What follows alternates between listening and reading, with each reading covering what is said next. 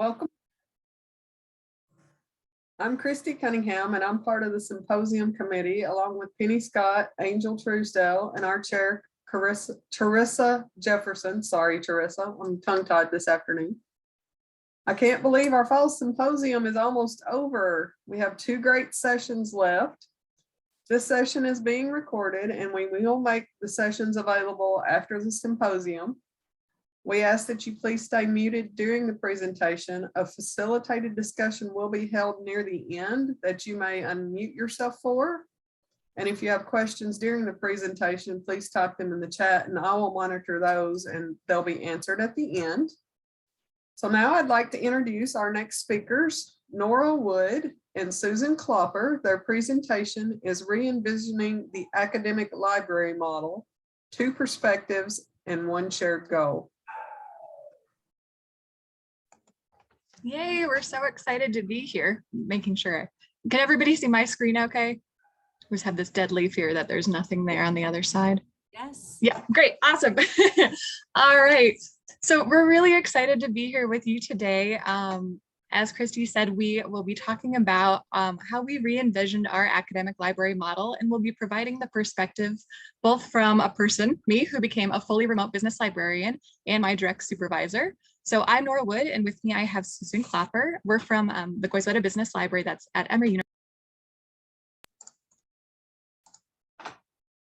Hi, everyone. So I'm Susan Klopper, and I'm the director of the Goizueta Business Library, but I'm also one of the business librarians that are part of a team of 5. I've been at Emory for 19 years, but prior to that, I was a corporate librarian, first at CNN and TBS during the very early days of the cable station, and then finally at Arthur Andersen and Andersen Consulting before I came to Emory. And I'm Nora Wood. I am a fully remote business librarian who works at Emory but lives in Tampa, Florida. I've been at Emory for 4 years in January, which is very exciting. And before I came to Emory, I was in my first professional position at the University of South Florida. So this afternoon, we're going to talk about juggling expectations for the post-COVID fall 2021 return to campus, transitioning to a hybrid business librarian model, changes in student engagement, future discussions and decisions, and then finally an opportunity to hear from you. So a little bit of background about where we're coming from. As I mentioned, we both work at the Goizueta Business Library, and the business library serves the Goizueta Business School at Emory University. It is a top-ranked business school of about 1,100 students and 80 faculty, and we support programs from the BBAs, our undergraduate business students, all the way up to PhDs, and there are lots of programs in between. We are very, very lucky, I would say, to have 5 business librarians on our team, and we share our liaison roles across the different programs and academic areas, including the Career Management Center. And another thing we're really lucky with is our physical location is in the main library building, but it's only about a 1-minute walk from the business school. So even though we're not directly in the business school, we're so close that it's easy for us to integrate really smoothly into that community. So how did we get to where we are, where I'm living in Tampa and everyone is back in Atlanta? It was a 3-phase journey, I would say. So the first 2 phases of the journey were intended to be short-term. They were not intended to be a long-term solution to a problem. But what happened was in April 2019, I got engaged, which is very exciting. And my now husband and his daughter lived in Tampa at the time. And so this started some discussions of what does that mean? You know, what does that mean for this position? I had been at Emory for 2.5 years at that point, and we needed to figure out what to do next. I settled on, a plan for leaving in October 2020. And my plan was to give Susan as much advance notice as possible so she would have time to fill my position. And knowing that it takes a really, really long time to fill a business librarian position, we started to discuss the possibility of me staying on part-time remotely just until the position was filled. So the idea was that the strategy was give both me a little bit of flexibility to find a new job, and then Susan some flexibility to find somebody to fill the position. And I have the line here. Had there not been a pandemic, this is where our story would have ended and the presentation would have been pretty dull, I guess. But that's not quite where it ended. So honestly, this is not an option that I had ever considered before. I just saw it as a temporary fix. Over the previous 4 years, we have gone through 2 searches to fill open business librarian positions, each taking over a year to complete. The applicant pool is usually very small and often lacks the technical competencies and the soft skills that we need, hence the extenuated timeline to fill positions. And there was a high level of anxiety and stress across the team, anticipating yet another long search. Nora had the knowledge, the skills, and the context for a smooth, painless transition, which meant no downtime for GBL. So it was a no-brainer, but I absolutely viewed it as a temporary, one-time stopgap solution. And even in the second phase of our journey, things were very much considered short-term. So of course, as everybody knows, in March 2020, COVID suddenly hits and everybody becomes remote. And I spent the first few weeks of our lockdown in Atlanta in my apartment before I decided to relocate and spend lockdown with my now husband and daughter. And I put temporarily in quotation marks because that was the plan. It was supposed to just be a temporary stopgap for that moment. So once again, I continue to see this as a temporary one-time solution. I was just focused on getting everyone through this experience, keeping the team focused and productive, continuing to support faculty and students, and of course, minimizing stress. And this is where it all changed in phase 3. So of course, as we all know, COVID lasted way longer than anybody expected. The 2 weeks and the temporary move down became more long-term and altered sort of the way we were viewing what the future might look like for all of us. And so after several months at that point of working really successfully remotely, the entire team being remote, Susan and I started discussing the possibility of making my position full-time remote. So rather than ever moving back to Atlanta, I just stayed in Tampa. This worked really well for us because at the time there were really no positions available for me in Tampa and there was a hiring freeze at Emory. So it was sort of a win-win solution. So after conversations with HR and some of the higher ups, we built a flexible working arrangement, which is an HR document that stated that I would work full-time remotely and a little bit about how my position would change. And it also included the option for in-person visits to Emory's campus, but just at the rate of about 1 a semester. We've already done one of those and it was really great. So we're excited that that was able to be built in. So when the reality set in for me that Emory was going to remain virtual for the long term, the shift from a temporary one-time mindset to embracing the idea of a permanent remote position was like a lightning bulb going off. Making the decision was actually very easy and logical, and figuring out what Nora's responsibilities and roles would be while the rest of the team remained 100% remote was also very clear. The hard part was envisioning how this would work once Emory students returned to campus in the fall and the staff returned with a new hybrid work model. So that sort of builds into how we got to where we are. And when we were coming back in fall 2021, there were a lot of different expectations that helped sort of lay the foundation of what steps we wanted to take moving forward. So just to kind of level set, Emory University, all the students returned to campus and the staff were similarly expected to have a really strong presence on campus. For the business school, all the classes had been taught virtually during the pandemic, even we're also still in the pandemic, but they all reverted to in-person with very minimal remote offerings. And for the libraries, and this is actually true of staff across the university, that staff are allowed to work hybrid schedules, but it was left up to each library or specific department to figure out exactly what that looked like and how that would play out. So for the business library specifically, we decided on a 3-day on-campus, 2-day remote schedule for everybody except me, of course. And that meant that the librarians, they would stagger their time on campus. So there was always at least one librarian in the office Monday through Friday, but that they all still had the option of having the remote schedule for 2 days a week. So we've now gone through 1 semester of this, of me being remote and everybody else working that hybrid model. So we wanted to share a little bit with you about what worked really well with it and what some of the challenges were in case this is possibly a model that you're considering employing at your institutions. So on a personal level, I think one major success has been the work-life balance that I've been able to maintain. I was able to get married and move and live with my family in Tampa, which is really exciting. But I've also been able to maintain a really excellent job with established connections where I already know the resources and the people. So that's been it's been a win-win for me, definitely.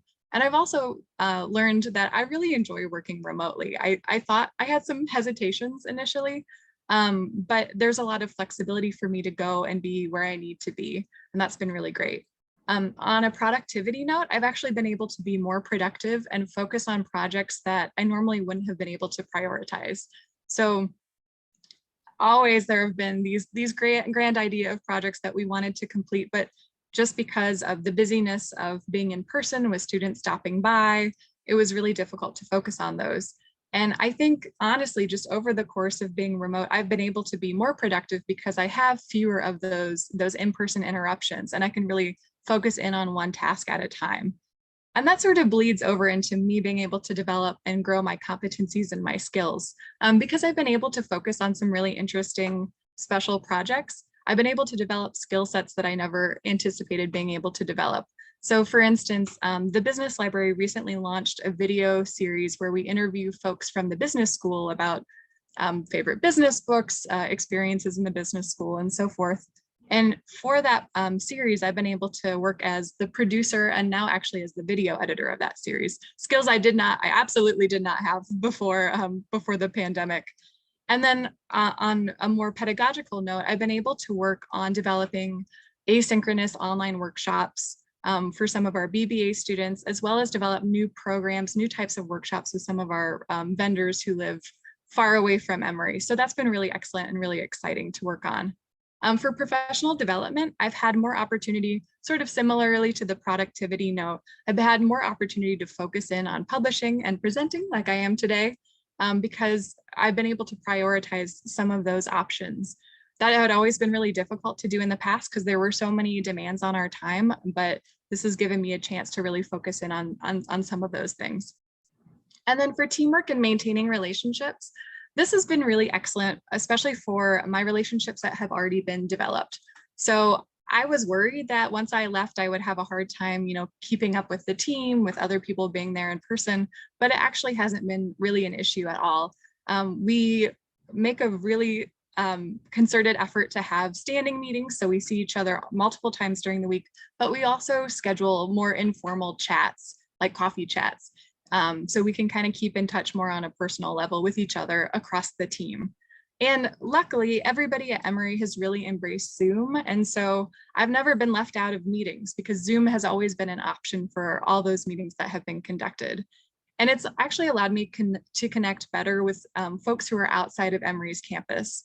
So from other universities, as well as some of the vendors that I mentioned for building those workshops as well. So that's been a really cool feature that I didn't necessarily expect. Of course, there have been challenges as well, and some of the primary challenges that we've faced, and I'd say probably the number one challenge has been instruction sessions. So GBS, the business school, returned to the all in-person teaching style, and that's meant that the opportunities for me to present and teach have been greatly reduced. There's been a really heavy focus on, we're back on campus, let's do things the way we did before COVID. And I am hoping that over time, there will be more of an integration of the virtual and the in-person options together. In the meantime, I've had to focus more on creating videos with introductions or video tutorials, but a lot of my one-shot instruction that I used to do has had to be handed off to another librarian. So that's definitely a challenge and something that we hope we'll be able to kind of overcome, at least in part, going forward. And I think that's led to another challenge too, which is a reduced number of consultations. I think because the students don't see me in their classes, they don't see my face in the hallways, they don't always think to reach out to me directly. So I do still get lots of consultations through, we have a shared email, but I get fewer of those, oh, I remember that librarian from my class, let me reach out to her directly. So that's been a bit of a bummer for sure. And I'd say the last challenge, and again, there have been lots of successes, so still, still a few challenges to overcome, but has been making new connections. So it's been pretty streamlined, pretty smooth to maintain relationships with people that I already knew. But for making brand new relationships, you lose a lot of the spontaneity of in-person informal chats, or chatting with people after meetings or running into people in the hallway. So that's definitely a challenge too that we have to keep working to overcome.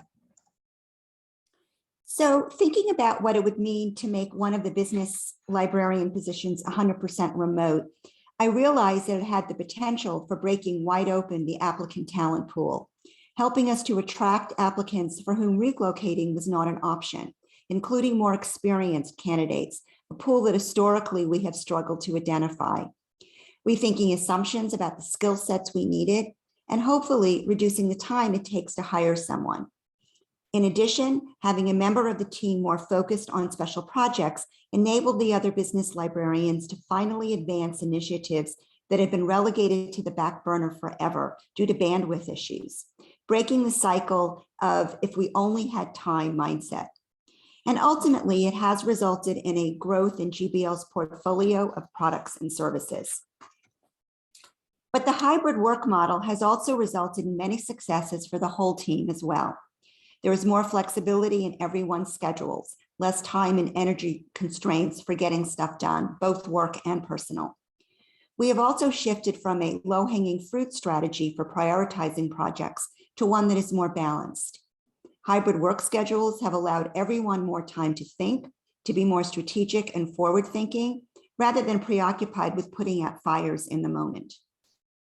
We've also seen an impact on the delivery of consultations. The ability to conduct Zoom consultations has been a value add for the students and honestly liberating for the librarians. Recorded sessions reinforce student continuous learning, and the librarians no longer have to spend their time capturing screenshots and talking points to share with the students, therefore freeing up their time for other work. And lastly, since COVID, the team has been even more invested in dedicating time to both scheduled and impromptu touch points. The virtual working experience guided us to recalibrate what it means to be a team, to dedicate more time to blending work and social lives, to getting to know each other, allowing much needed time to pause and reflect as a team. And what about the challenges to making a member of the team 100% remote? How do we remotely develop and conduct a structured, thoughtful, and critical training program to ensure the successful and necessary integration of a new member into the team? This would be challenging under any circumstance, but especially so if the individual is newer in their career, lacking some of the confidence of someone with more experience. Will they feel isolated, siloed, less a part of a cohesive team? Will there be a greater sense of separation between those working on campus and those working remotely? And how does this impact trust, relationship building, customer engagement, and expectations?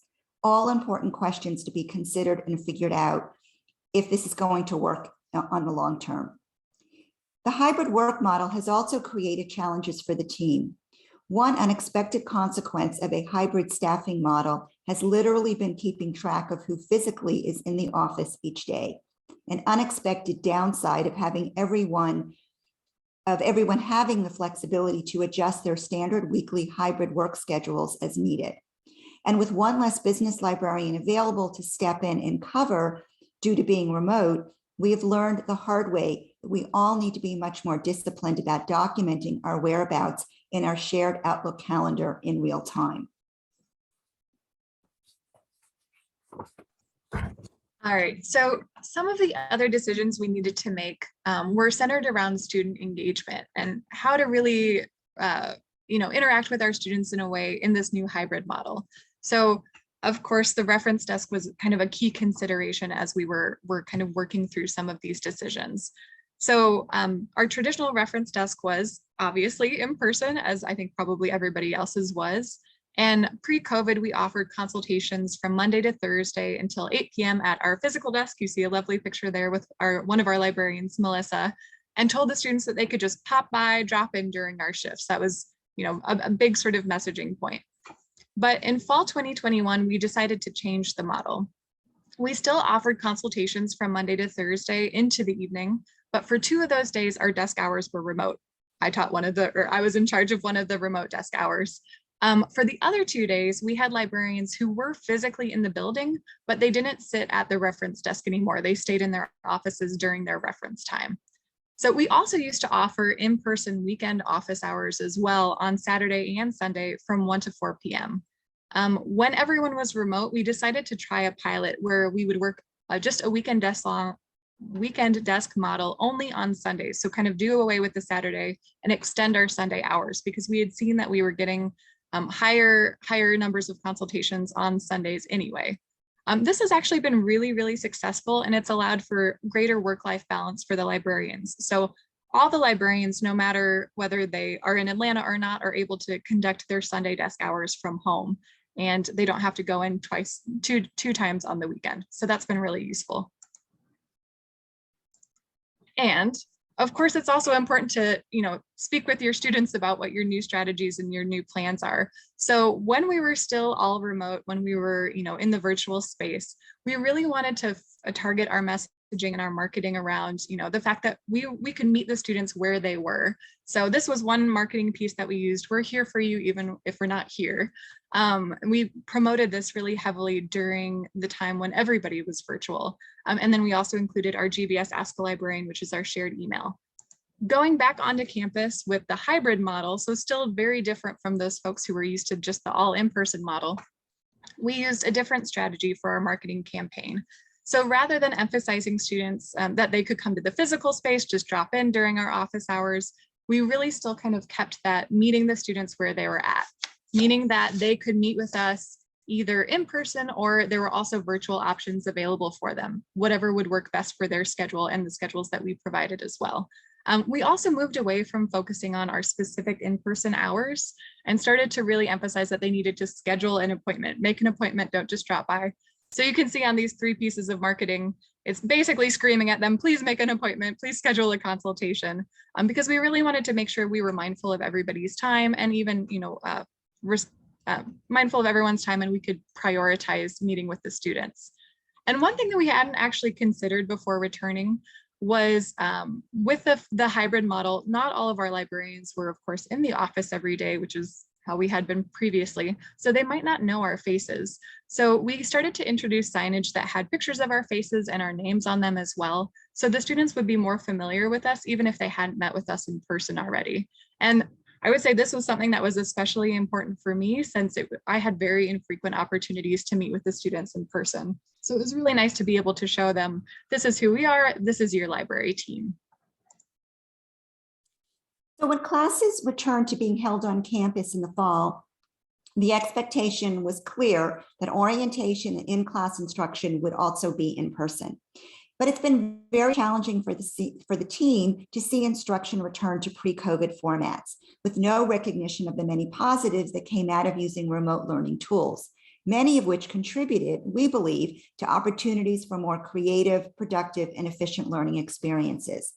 During COVID, the librarians worked really hard to re-envision how to approach teaching in a virtual setting, and we had a lot of successes.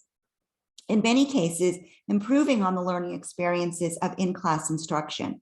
Unfortunately, right now, our hands are somewhat tied, but we are hopeful that over time, the business school will be more receptive to integrating the best of both in-person and virtual learning pedagogies. As Nora mentioned, until this happens, the remote business librarian is really not able to teach, which is disappointing for them and a stress point for an already small, stretched team. However, there has been one encouraging development. The business librarians regularly are invited to evaluate end of semester team presentations, along with faculty and GBS alumni. Several of these faculty have been open to allowing Nora to use Zoom in order to participate as a judge, which has been great. What we've discovered, however, is that there are a lot of technology issues when setting up these hybrid situations, often resulting in inconsistent and spotty experiences. But we are hoping that the business school IT will eventually figure it out. Success with this would be an encouraging step. And I can report that we have had a few successes pushing back on the in-class only instruction, such as with our BBA Business Essentials workshop series, which we transitioned from in-person to the virtual during the pandemic. During the fall, we continued to teach these classes 100% remotely, resulting in more creative, varied sessions, and we were able to accommodate many more students than we would have had we been restricted to the physical classroom. So as much as the team tried to anticipate every conceivable aspect of what life would be like when we returned to campus, there was so much that we got wrong. We could not have anticipated how much our expectations and our need for individual control and flexibility of our work life had changed during COVID until we actually experienced the return to campus in the fall. We're still figuring it out, but the truth is there is no going back. We need to continue to understand this new work-life dynamic, be flexible and adaptive. And there have been some unexpected lessons learned from the students as well. It appears that we are not the only ones who have changed.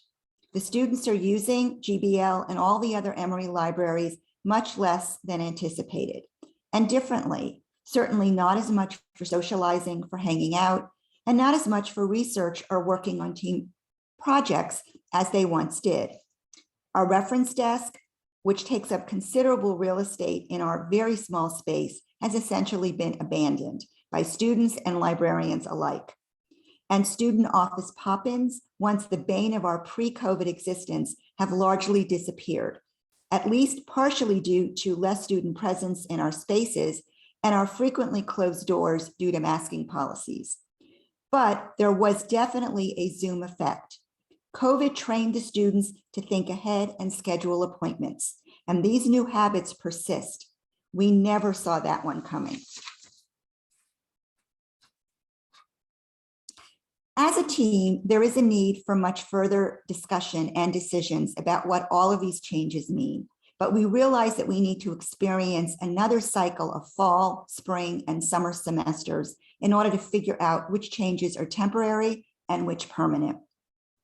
The reference desk has definitely taken a hit from COVID. Once a focal point for the business librarians' visibility and accessibility in the library, it is now where messaging and marketing collateral live, alongside bottles of hand sanitizers. And the once very popular candy bowl perched on the corner is now a thing of the past. It is officially unoccupied prime real estate. By summer 2023, we hope we'll be ready to start figuring out what Reference Desk 2.0 looks like. Our COVID successes developing asynchronous teaching materials for our BBA workshops have motivated the team to make it one of our strategic initiatives to create and offer these same types of teaching materials for our many MBA programs. While the team has discussed this many times over the years, our accomplishments over COVID bolstered our confidence that this is something we could reasonably do. And with our growing knowledge creating Canvas classes and videos and the acceptance of this mode of learning by faculty and students, we agree that this is finally the right time to start making this happen.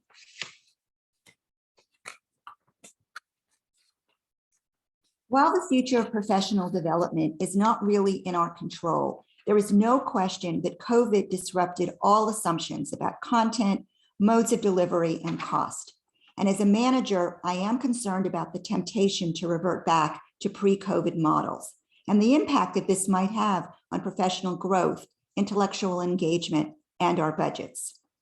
The virtualization of professional development these past years has truly been transformational. Pre-COVID expensive, discrete, one-off learning opportunities have morphed into continuous learning that is now baked into our daily workflows, making ours a more on-demand and intentional learning environment. With multiple members of the team often attending the same sessions, we are able to move beyond traditional show and tell sharing to more meaningful discussions about actually implementing some of the new technologies and ideas that we're learning about. I do wonder what the future of conferences and like learning opportunities will be. Will they resort to pre-COVID in-person experiences? Will they remain virtual? Will sponsoring organizations be forward-thinking and actually invest in figuring out how to offer impactful hybrid learning that is successful, whether attended virtually or in person? And what about the cost to attend? With no immediate end to severe budget constraints, If there is a forced return to in-person conferences, what will that mean for, what will the impact, what will the financial and professional growth impact be? Will we lose all of the momentum gained with virtual, free, or at least very affordable continuous learning, much of which we take advantage of on an almost weekly basis? And lastly, the shift to virtual professional development has resulted in growth for each individual, for the collective team, as well as for our organization at large. What a loss it would be to revert back to the days before the pandemic. And lastly, we know from our current experience that the 100% remote business librarian model can work, does work, and offers potentially impactful benefits for widening the talent pool and shortening the search process. But Nora was a known quantity. She stepped into this role with all the necessary skills, knowledge, and networks. She understood the culture, the GBS curriculum, and was fully integrated into the team of business librarians. She required no orientation and no training. If we want to continue to offer the remote model as a long-term viable model for GBL, what do we need to be thinking about?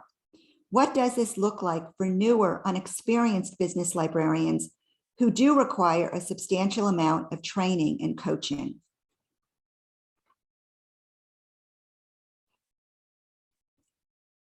Well, as it turns out, we have the chance to put this to the test.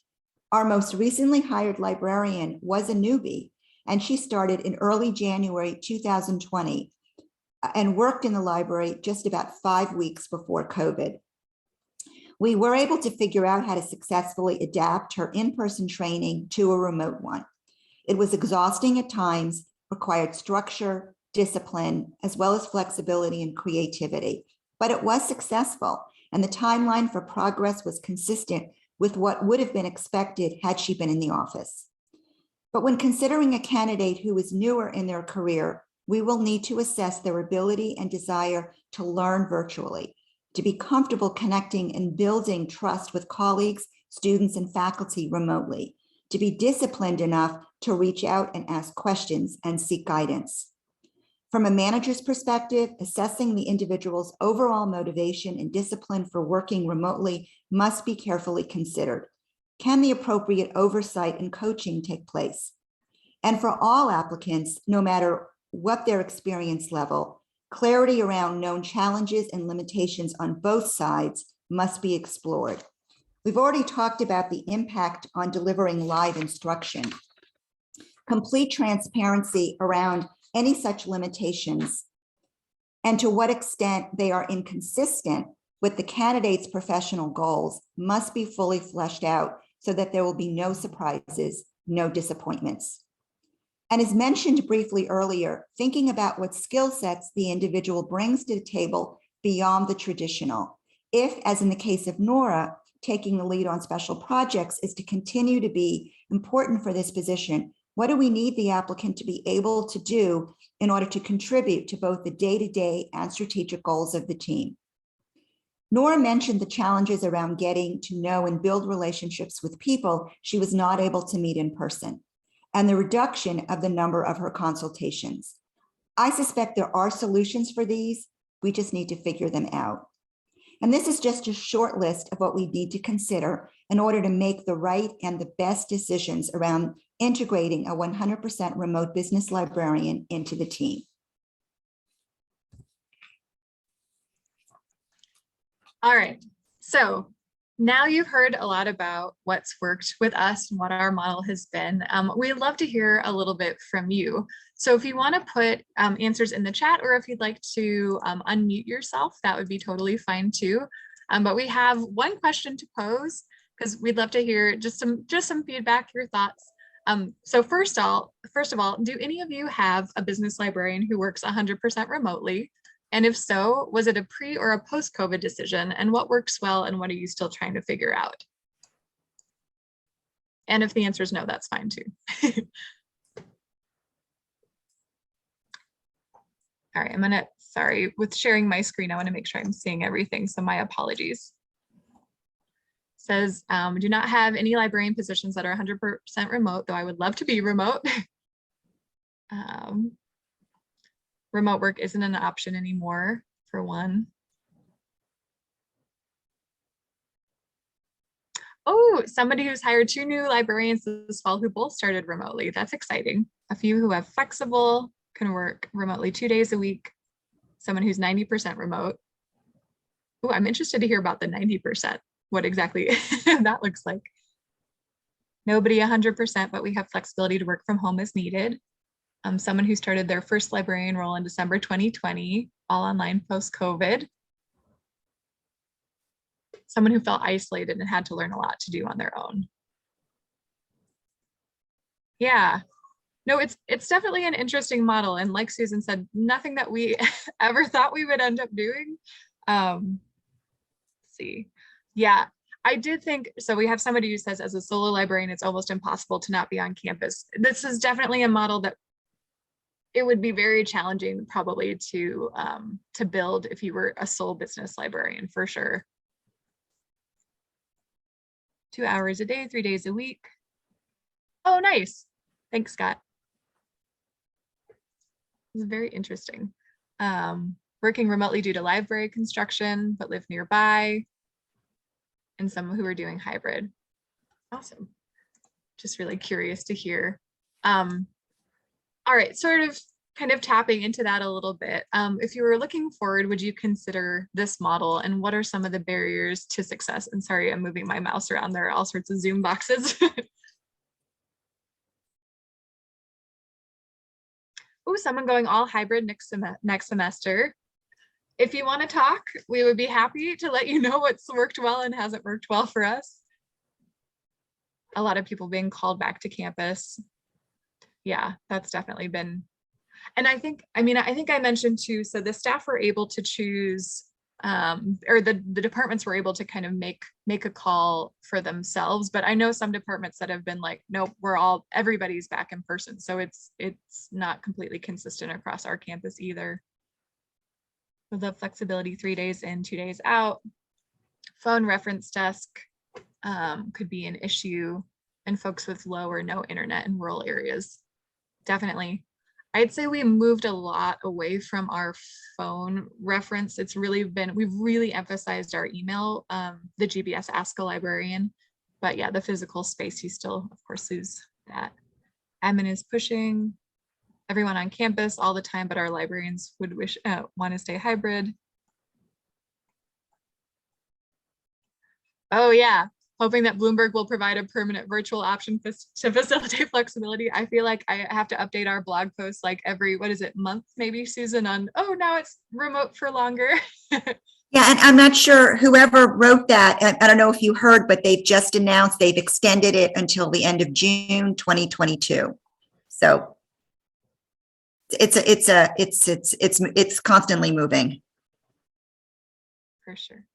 Oh, and Allison is saying, I think making a blanket statement about everyone loves working remotely is not necessarily the case. It can be less productive and isolating. That's definitely true. I think it has to really depend on the individual person and who they are and what's important, and kind of what works with their working style too. So there have definitely been challenges and moments I felt isolated too. Susan, sorry, go ahead. Yeah, one question I would have is, and I know there's probably not been a lot of search committee work going on this semester, but if anyone has been involved with the search committee, what are you seeing from the applicant side? Are they asking or expecting that they have an option to work remotely or work hybrid?